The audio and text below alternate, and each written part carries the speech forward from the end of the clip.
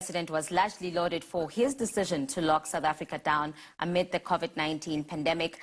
There have been those who have called the lockdown a violation of human rights, and this number seems to be growing as lockdown is expected to continue for at least another few weeks. Joining me live via Skype to unpack all of this issue is Advocate Bongani Majola of the South African Human Rights Commission. Advocate Majola, welcome to the morning show. Thank you very much for your time, sir. Good morning to you too. Thank you very much. Advocate, there's been a lot of people who have called the lockdown a violation of human rights. How has the South African Human Rights Commission responded, or how does it respond to people who are of that view? Well, with the kind of pandemic that we have, it's very difficult to generalize and say it is a violation or is not a violation. Granted, the lockdown does limit certain rights, so one could argue that they feel that their rights are violated. But I think that one has to look at the bigger picture, and the bigger picture is simply this, that this pandemic has killed many people in many other countries, and we've seen countries that have acted and imposed the lockdown early on, that, like New Zealand, I mean, they are now free of the pandemic. And those countries that delayed to do so, like England and the US, they are having so many people dying. So my sense is that you know, the lockdown and measures is necessary, and it is related to the objective of saving lives. You know, it is one thing to say our rights are being violated, but then relaxing the lockdown and getting so many people killed. I think the right to life is a very important right which needs to be protected. We do believe, though, as the Commission, that whatever measures are put as part of the lockdown have to be rationally linked to the aim, the ultimate aim of stopping the virus and saving lives. Yeah, and speaking of being able to stop the virus, or being able to curb the spread of the virus, there is absolutely no doubt that there's been great leadership in South Africa when it comes to COVID-19. However, there's also the inequalities that have been brought back into the spotlight when it comes to South Africa. I mean, we're looking at things such as the provision of food. We look at people that we can call who are in the bottom quintile, for instance, who have had to wait in long queues for food aid, whereas people in the top quintile were able to go just before the lockdown to get the food. Has enough been done in South Africa around the provision of things such as food?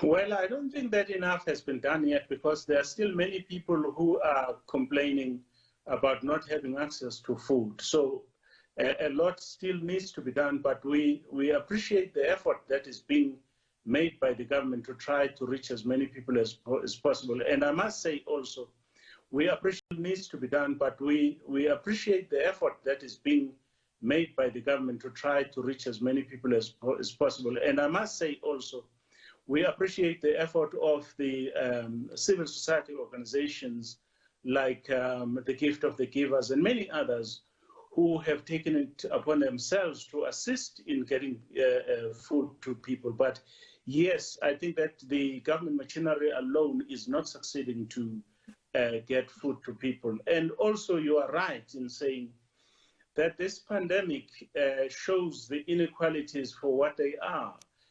It impacts, whatever is done, impacts more harshly on the poor people. It is the poor people that get, you know, locked up for not wearing masks, locked up for just being late by 2 minutes to get back from exercise, and so on.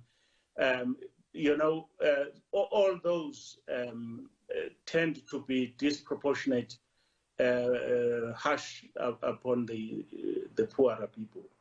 But how do we then begin to address those inequalities? Because it is quite clear that they are consistent inequalities that are also following us even in post-apartheid South Africa. So where do we begin, particularly at this point where we are faced with COVID-19, which is a pandemic?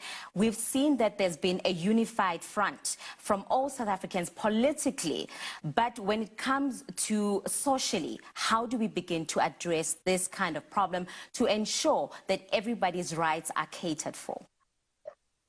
You know, the Sustainable Development Goals say we should leave no one behind. And the Sustainable Development Goals, they actually paint a roadmap that governments have to follow in order to make sure that we do away with these inequalities. What happens is that governments tend not to listen to international wisdom, and also they forge their own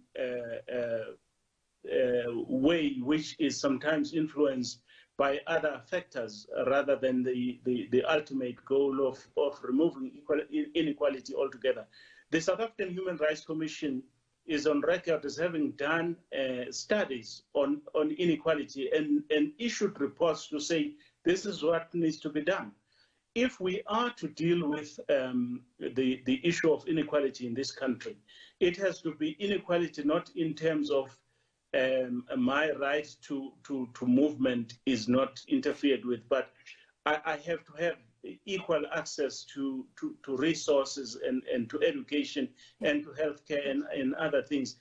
The government has to rise up to that and actually tie its budgeting to human rights. In other words, they must produce human rights-oriented budgets, because that way they will then see the gaps and they will try with those limited resources to plug the gaps and create equality in the country. Lastly, of course, organizations or institutions such as the Gender Commission, the Human Rights Commission, and others were created in order to support constitutional democracy. They need to be listened to when they speak, when they advise, and that has not been happening at an acceptable level by government. Yes. And Advocate Majola, speaking of not leaving anyone behind, speaking of an equal access to resources, there's also been an outcry over the violation of rights of immigrant shop owners during this time, particularly when it comes to access to relief grants from government. What has been your take on this? With particular reference to immigrants and refugees, of course, the Refugee Convention is very clear that you cannot exclude them. So it is discrimination which is not allowed. We are very pleased that the government itself is actually not part of that discrimination. It is clear that those people must be given access to healthcare, must be given access to food parcels and so on. I think the challenge actually is to go down to the people who are implementing these decisions to make sure that they actually act according to the wishes of the top echelon. Yeah.